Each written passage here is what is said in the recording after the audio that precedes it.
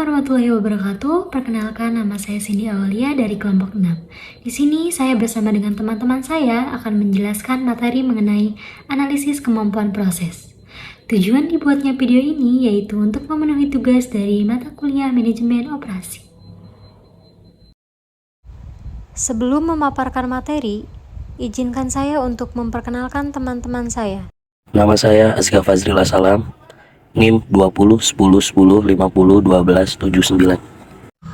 Saya Diana Vita dengan NIM 20 10 10 50 12 64.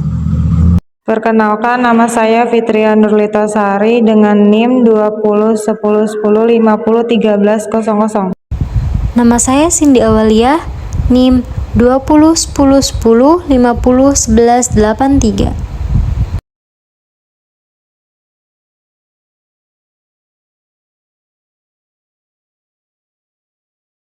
Analisis kapabilitas proses merupakan suatu tahapan yang harus dilakukan ketika melakukan pengendalian kualitas proses. Analisa kapabilitas proses begitu penting karena hal ini yang mengizinkan untuk seberapa baik suatu proses dapat membuat produk yang diterima. Analisa kemampuan proses. 1. Suatu proses dapat ditentukan kemampuannya jika proses tersebut sudah berada dalam kondisi in control. Jika masih ada yang out of control, harus dilakukan tindakan perbaikan lebih dahulu. 2. Kemampuan proses menggambarkan performansi atau unjuk kerja suatu proses. 3. Kemampuan proses merupakan suatu ukuran keseragaman atau uniformitas proses yang membuat variasi suatu karakteristik kualitas produk kecil. 4. Analisa kemampuan proses menggambarkan prosedur untuk mengestimasi kemampuan proses. Syarat-syarat pelaksanaan analisis proses kapabilitas. Jika kita sudah mengetahui bagaimana kinerja proses kita, tentunya kita ingin membandingkan dengan spesifikasi yang ditentukan pelanggan. Kedua, analisis kemampuan proses. Menggambarkan performansi proses dalam menghasilkan produk yang sesuai dengan spesifikasi yang diinginkan. 3. Analisis kemampuan proses dapat dinyatakan sebagai probabilitas menghasilkan karakteristik yang tidak sesuai pada saat proses sedang in control. 4. Dilakukannya analisis kemampuan proses ada 4. Yang pertama, dapat menciptakan konformitas output. Yang kedua, dapat digunakan untuk mempertahankan dan meningkatkan tingkat pencapaian kualitas. Yang ketiga, dapat sebagai sarana atau memfasilitasi perancangan produk maupun proses. Yang keempat, terakhir, sebagai alat pemilihan dan pengendalian supplier atau vendor. Mengukur analisis kemampuan proses. Nilai rata-rata sangat lazim digunakan untuk mengukur performa suatu proses. Misalnya, suatu industri menetapkan suatu target untuk suatu proses produksi. Maka para pekerja akan berusaha agar hasil produksi mencapai target tersebut. Umumnya yang paling sederhana adalah hasil yang diperoleh dihitung nilai rata-ratanya sehingga diketahui apakah target mencapai atau tidak. Rata saja tidaklah cukup untuk menilai suatu performa. Harus pula diperhatikan jarak suatu nilai terhadap rata-rata. Perbedaan nilai ini terhadap rata-rata disebut variasi. Semakin besar jaraknya, berarti semakin besar variasi. Karena itu, jika ingin memahami suatu performa, tidaklah cukup hanya dengan nilai rata-rata saja, harus pula dilihat variasinya. CP adalah suatu indeks kemampuan proses jangka pendek di mana perhitungannya hanya memperhatikan sebaran data, namun tidak memperhatikan keterpusatan data. Sedangkan CPK adalah suatu indeks kemampuan proses jangka pendek di mana perhitungannya memperhatikan sebaran dan keterpusatan data. Batas spesifikasi dan batas kendali. Yang pertama, batas spesifikasi, batas toleransi merupakan suatu nilai yang ditetapkan menjadi batas-batas kesesuaian suatu unit hasil operasi, manufaktur, ataupun jasa pelayanan. Batas spesifikasi digunakan untuk memenuhi kebutuhan konsumen yang kemudian ditetapkan oleh perancang produk dan proses untuk menjamin kecukupan fungsi suatu produk. Dan yang kedua, batas kendali. Kontrol limit adalah variabilitas atau keragaman proses yang terjadi antar pengukuran suatu subgrup atau sampel dan tidak diaplikasikan pada unit individual kecuali pada peta kendali dan unit individual. Batas kendali USL dan LSL. Berikut adalah contoh dari dua jenis batas kemampuan proses, yaitu batas atas kemampuan proses dan batas bawah kemampuan proses. Dan diagramnya bisa kalian lihat pada video tersebut. Proses capability limit. Batas kemampuan proses menunjukkan keragaman bawaan atau inherently variation dari karakteristik kualitas suatu item jika prosesnya dalam kondisi in control. Adapun jenis dari batas kemampuan proses yaitu ada dua. Yang pertama ada batas atas kemampuan proses dan batas bawah kemampuan proses. Adapun rumusnya bisa kalian lihat dalam video berikut. Adapun contohnya yaitu diameter suatu komponen harus sesuai untuk tujuan perakitan dengan spesifikasi sebesar 5 kurang lebih 0,015 cm. Informasi yang diambil dari proses terkendali adalah sebagai berikut. Rata-rata sampel yaitu 4,99 cm dengan standar deviasi 0,004 cm. Tentukan batas toleransi alami atau natural tolerance limit dari suatu proses tersebut. Selanjutnya ada hubungan antara spesifikasi dan kemampuan proses. Kasus pertama, penyebaran proses kurang dari perbedaan antara batas spesifikasi. Pada kasus ini, proses dikatakan mampu atau capable dan semua item yang dihasilkan berada dalam batas spesifikasi.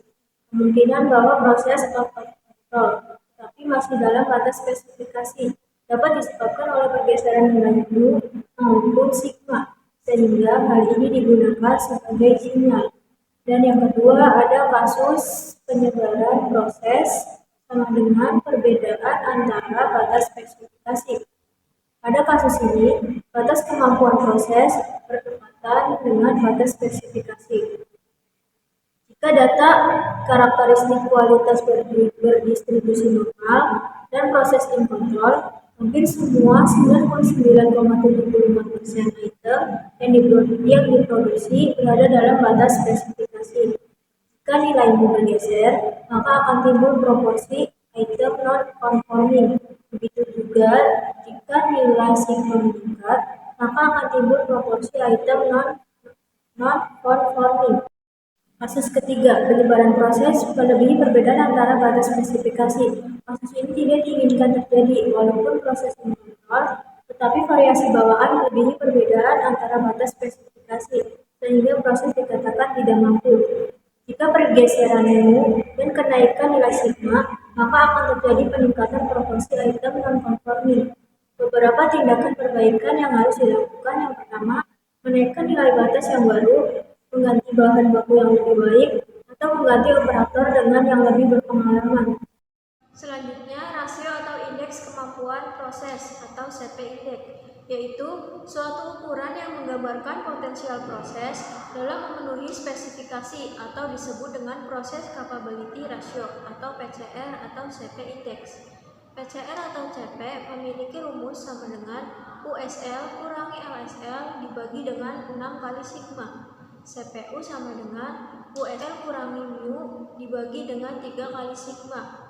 CPL sama dengan mu kurangi LSL dibagi dengan 3 kali sigma, di mana mu sama dengan rata-rata atau mean populasi yang didekati dengan rata-rata.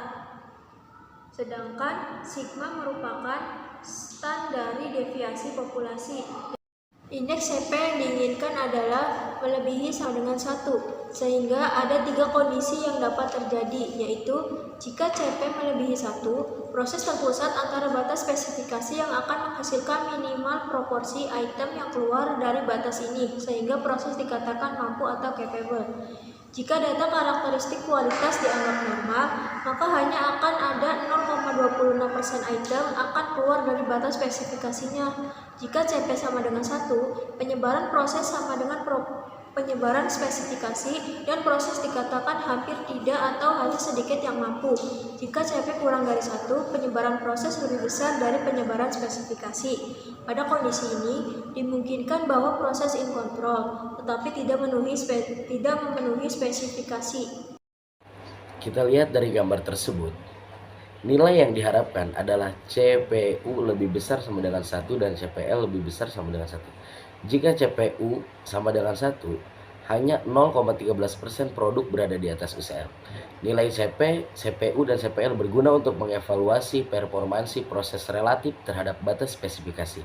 Selain itu juga digunakan untuk menentukan setting parameter proses. Tabel nilai minimum untuk rasio atau indeks kemampuan proses yang direkomendasikan sebagai berikut. Proses yang pertama, proses lama yang sudah ada. Spesifikasi 2 sisinya ada 1,33, spesifikasi 1 sisinya ada 1,25. Yang kedua, proses baru. Spesifikasi 2 sisinya ada 1,50, spesifikasi 1 sisinya ada 1,45. Yang ketiga, keamanan, kekuatan, atau parameter kritis proses lama. Spesifikasi 2 sisinya ada 1,50, spesifikasi 1 sisinya ada 1,45. Yang terakhir, keamanan, kekuatan, atau parameter kritis proses baru. Spesifikasi 2 sisinya ada 1,67 dan spesifikasi 1 sisinya ada 1,60. Berikutnya, rasio atau indeks kemampuan proses atau CP Index yang terdiri dari yang pertama. Indeks CP tidak melibatkan lokasi proses ketika menghitung kemampuan proses untuk memenuhi spesifikasi. Yang kedua, faktor yang mempengaruhi dapat dihasilkannya produk conforming tidak saja variabilitas proses, tapi dari lokasi rata-rata proses juga mempengaruhi dihasilkannya produk conforming. Yang ketiga, indeks CP menggambarkan potensial proses, di mana nilai tidak berubah walaupun rata-rata proses berubah. Yang keempat, indeks CPK menggambarkan kemampuan proses aktual dengan nilai parameter yang ada, di mana menggabungkan nilai rata-rata dan standar deviasi proses untuk membentuk indeks dari performansi proses aktual. 5. Jika CPK sama dengan CP, maka proses terpusat.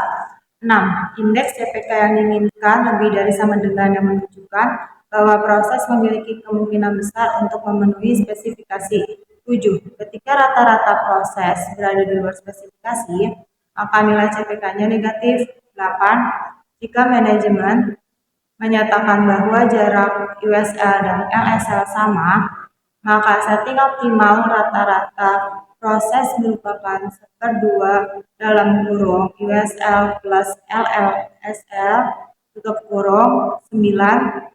Indeks CPK selalu lebih kecil atau sama dengan CN dalam kurung CPK kurang dari sama dengan CP tutup kurung. Selanjutnya adalah contoh soal dari analisis kapabilitas proses, di mana dari yang kita lihat dari contoh soal tersebut terdapat 5 yang diketahui, yaitu USL, LSL, standar deviasi proses, rata-rata proses, dan R. Dan dapat disimpulkan bahwa CP kurang dari 1 dan CPK kurang dari CP, karena hasil dari soal tersebut CP merupakan 0,84 dan CPK merupakan 0,62 yang merupakan kurang dari CP, dan CP merupakan 0,84 yang merupakan kurang dari 1. Sehingga CP kurang dari 1, maka proses dikatakan tidak capable atau tidak mampu. Dan yang kedua, CPK kurang dari CP, maka dikatakan bahwa proses tidak tepat. Terima kasih. Sekian penyampaian materi dari kelompok 6 mengenai analisis kemampuan proses. Semoga video ini dapat bermanfaat. Dan kami memohon maaf jika terdapat penyampaian yang kurang jelas atau mungkin tidak dipahami. Terima kasih. Assalamualaikum warahmatullahi wabarakatuh.